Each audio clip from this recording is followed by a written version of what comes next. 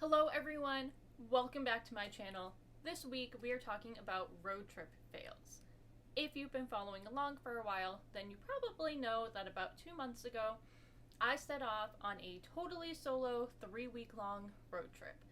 And it was great. And I'm sure that social media kind of makes it seem like everything was all hunky-dory. But to be honest, there were a lot of fails. And one thing that I like to do is try to keep things as real as I can and try to show you the not so great side of traveling whenever I have the opportunity to. So today we're going to get into my biggest fails of my road trip. Let's get into it.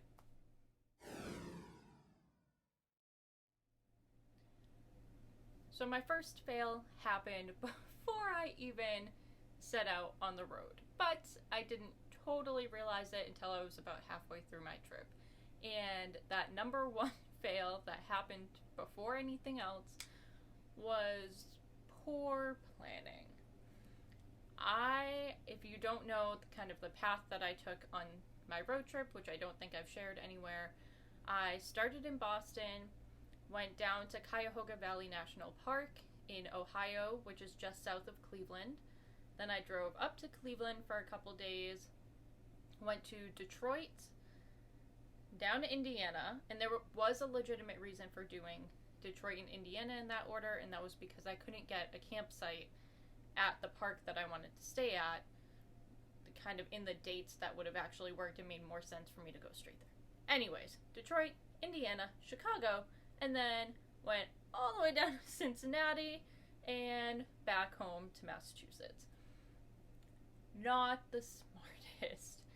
What would have made more sense is if I either went like Boston, Detroit, Chicago, Indiana, Cincinnati, Cuyahoga Valley National Park, Cleveland, home.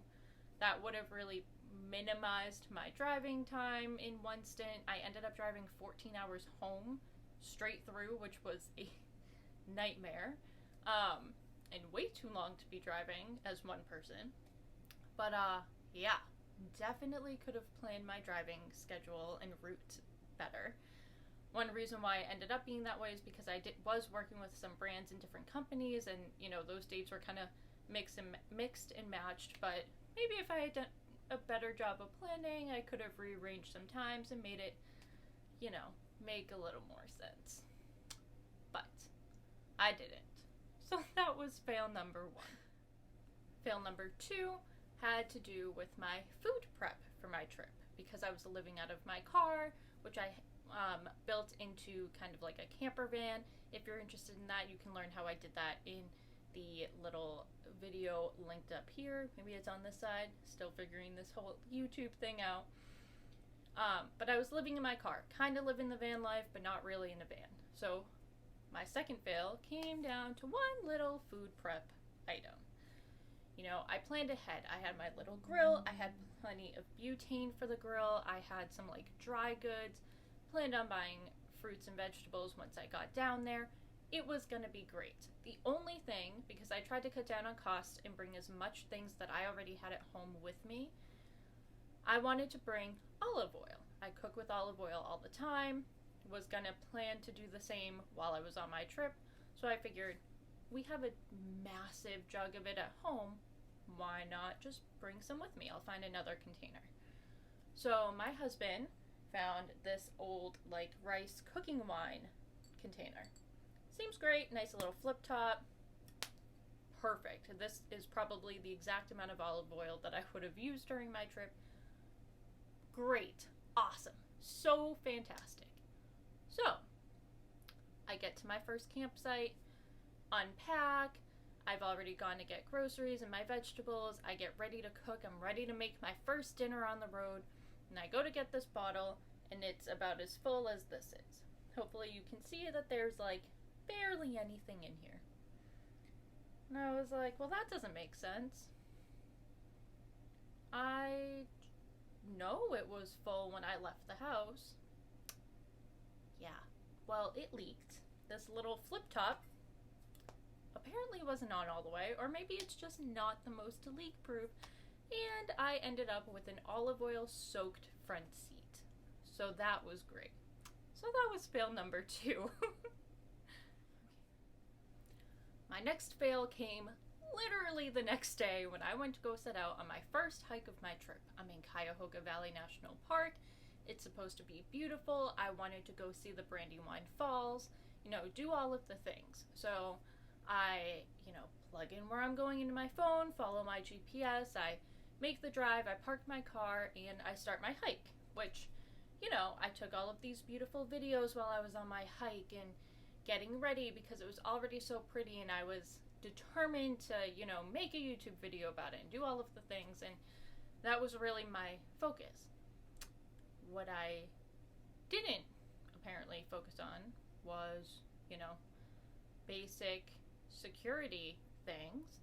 So I walked about a half a mile down the trail, only to realize and get this gut feeling like, oh, shoot, did I lock my car?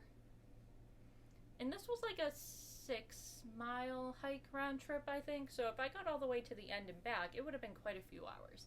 And because I'm living in my car, literally all of my worldly possessions, with the exception of what was on my back, was in my car. So I had to hike a half mile back because I just could not in good conscience keep going, knowing that there was any possibility that I didn't lock it. So I had already hiked a half mile, hiked the half mile back, checked. Sure enough, my car was totally unlocked, ready to go for whoever wanted to jump in and see what I had. So yeah, tacked on a whole extra mile to my hike. Not great.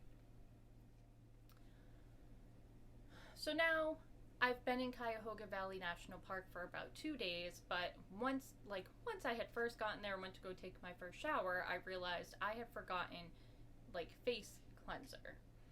But I had this other soap by, I think, is it Stream to Sea, something like that, and it's, this eco-friendly, biodegradable, kind of all-in-one soap.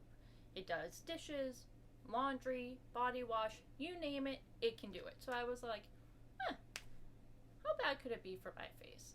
This should be fine. I'll just use this when I really need to, cleanse my face. It should be okay. Wrong. Nope, not okay. My face was so angry, and I realized that this is a very minor, fail, but it sucked. If you have, a steady skincare routine, which I'm really not great about, I'm just good at cleansing and moisturizing, and that's about it. But if you have a good skincare routine, then you know how much missing, 2 days in a row can really F with your face. So I was dry, I was breaking out, I was, really dull. It was disgusting. My face was so angry. So I ended up having to, go to Target. I spent probably a good 45 minutes in there just staring at all the different cleanser options because I don't normally get my cleanser from Target, trying to find a clean beauty one and something good for the environment. Oh my god, it was an experience. I mean, it was great, and I discovered Pacifica Beauty, who I now adore, and I've been using the same cleanser for 2 months now, but still, not great. Not a great start. So all of those fails were just in Cuyahoga Valley National Park, and that was part 1 of my trip. Part 2 involved me driving about a half-ish hour north up to Cleveland, Ohio. I had never been, had no idea what to expect, but I did have tickets to the Cleveland Indians, now Guardians, baseball game. And, I knew that when I was staying in a city, I really wanted to stay in hotels anytime I was in a city, or stay with friends. One of those two, just to have some comfort, break up, kind of adjusting to sleeping in my car. And so I booked this hotel. You know what? I'm not going to say the name of it because it doesn't end well.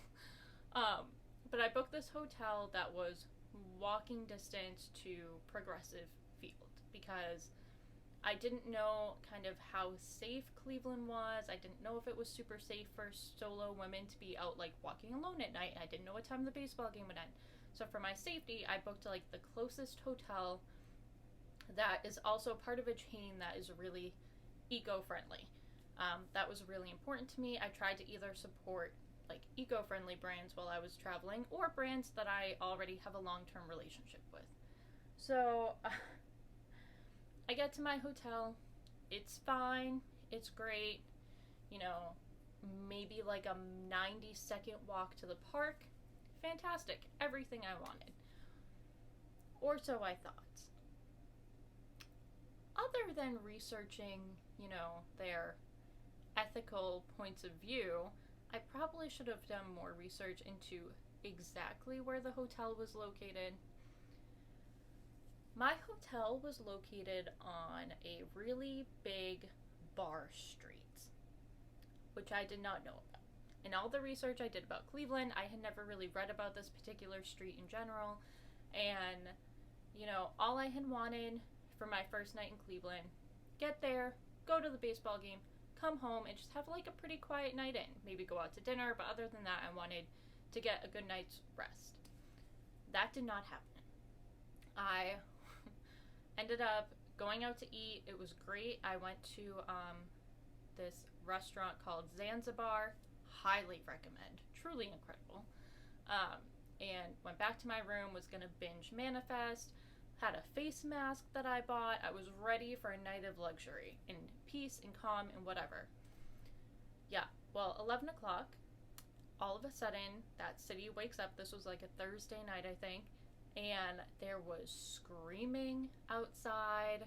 There was like cars revving their engines. There were cars blasting their music like as loud as they possibly could. And normally, you're in a hotel, you think, oh, that's it. If it's loud outside, it shouldn't be too bad inside if I'm pretty high up because there's insulation in a hotel, right? Wrong. Not in this one. I was on the 6th floor of this hotel, and it felt like I was standing outside on the street. It was horrible. There was so much screaming and yelling, and like, not nice yelling. There was some angry yelling, and I'm pretty sure some fights broke out right in front of the hotel. There was also construction going on right in front of the hotel that night, and it was miserable. And the worst part was, normally I would just, you know, hop in my car and drive to the next location, but I didn't even feel safe going outside, which again, like, not to say that Cleveland isn't safe. I really don't know that much about Cleveland still, whether or not it's safe or not, but with all of the yelling that I heard, I just was like, get me the hell out. What am I doing? Like, should have planned better on my hotel choice and done a little more research about the businesses in the area. Alright, I feel like this video is getting a little on the long side, so I think I'm actually going to cut it into two. If you have enjoyed this so far, don't forget to like this video and subscribe to my channel so that you're notified when part 2 comes out next week. Have a great rest of your week, everyone.